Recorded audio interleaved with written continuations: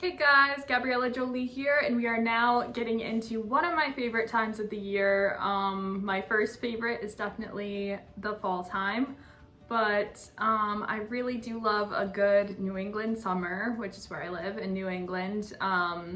It's probably my second favorite season, if I had to say, after autumn is summer.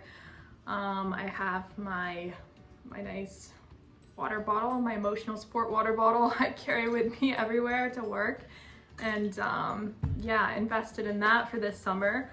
But more importantly, what I'm really excited to get to talk to you guys about today is some books that sometimes I like to revisit during the summer, or that just remind me of summertime in some way, just because of either the plot or the vibes. And yeah, I just feel like if you're not totally feeling the summertime yet, if it's not totally here for you, then once you get into one of these books, I promise you it will feel at least 10% more like summer, however you want to gauge that.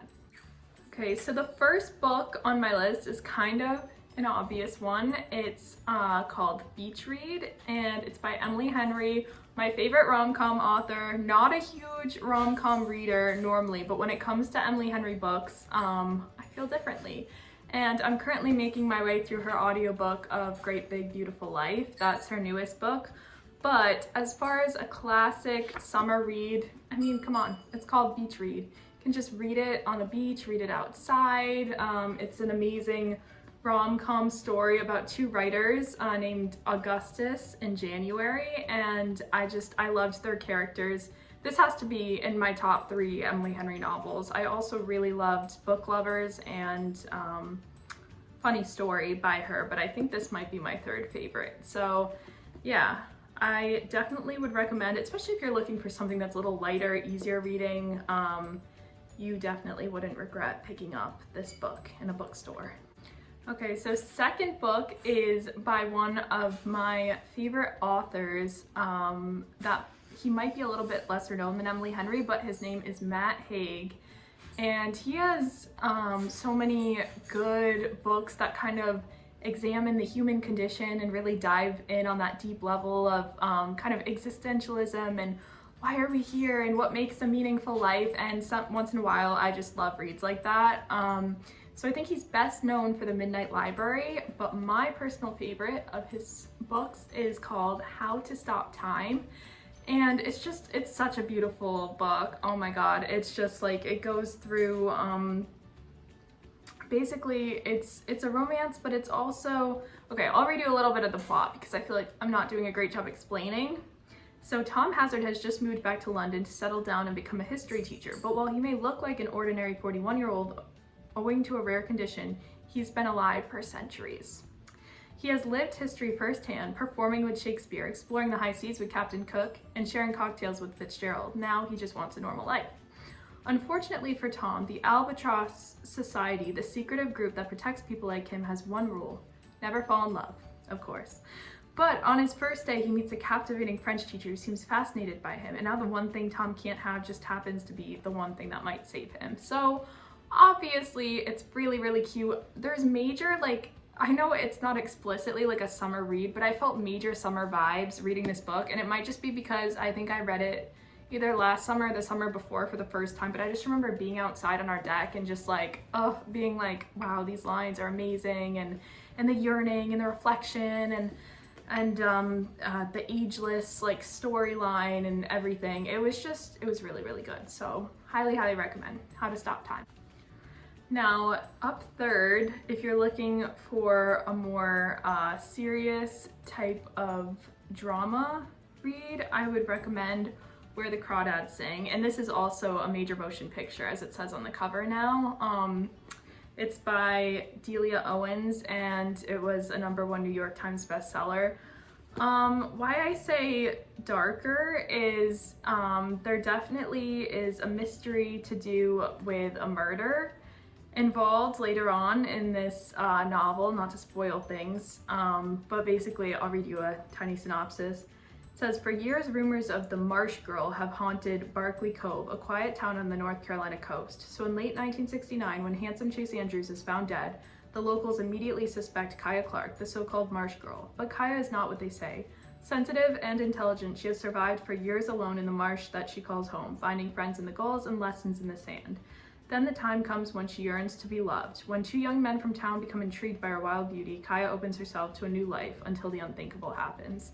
So, like it mentioned in that synopsis, finding friends in the gulls and lessons in the sand, I think that's part of what reminds me of summer. More than the story itself is probably that setting in the marsh and in the marshlands where there are gulls all around and it's warm out, and yeah, it feels like a summer read to me. I don't know how else to explain it, but it was a really, really good book too. And the movie definitely, I felt like, did do it justice. Not all movies do, but the one for this book definitely did. So I would read the book first, but also watch the movie if you want to immerse yourself in this story this summer.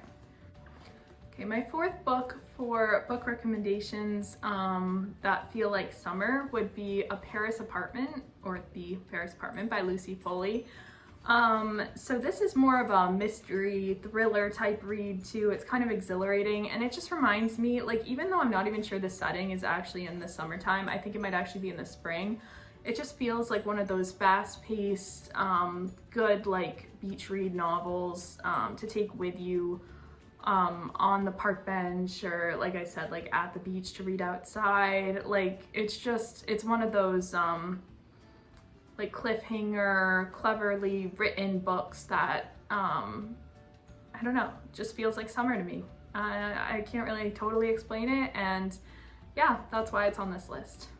Finally, last but not least, the fifth book that feels like summer to me, and also is just an amazing book written by one of my favorite authors since I was like a teenager, is Turtles All the Way Down by Mr. John Green. And this book is set in the summertime.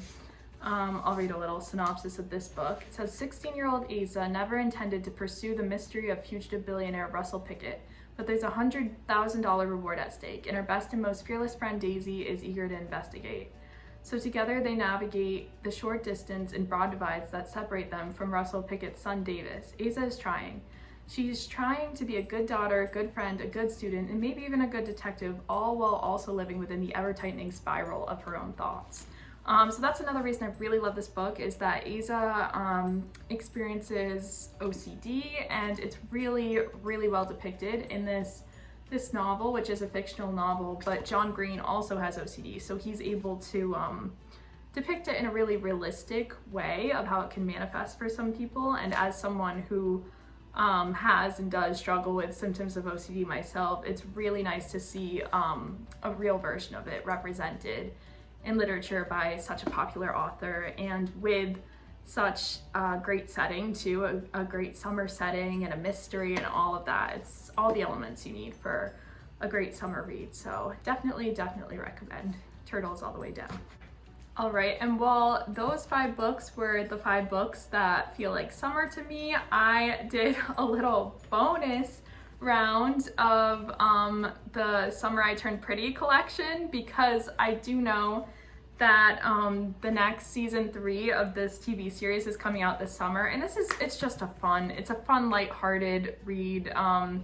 If you wanna spend some time, I remember one summer I just read the whole trilogy once while we were on vacation, I think, and it was really fast to get through, really fun. And if you wanted to spoil the show for yourself beforehand, you could always read the books. There's always that option. So yeah, Summer I Turned Pretty, fun YA fiction, and is a bonus series if you're looking for more summer reads. So thank you guys for watching. I had a lot of fun making this video about 5 books that feel like summer, and I'm looking forward to just staying active on this channel and continuing to use it as kind of a creative outlet. Let me know in the comments below if there's anything specific you want to see, but I'm thinking my next video might be one on some wellness tips, and then moving into the future, more videos on books, some videos on poetry, and some of my music videos. So Thanks, and hope you have the best summer of your life.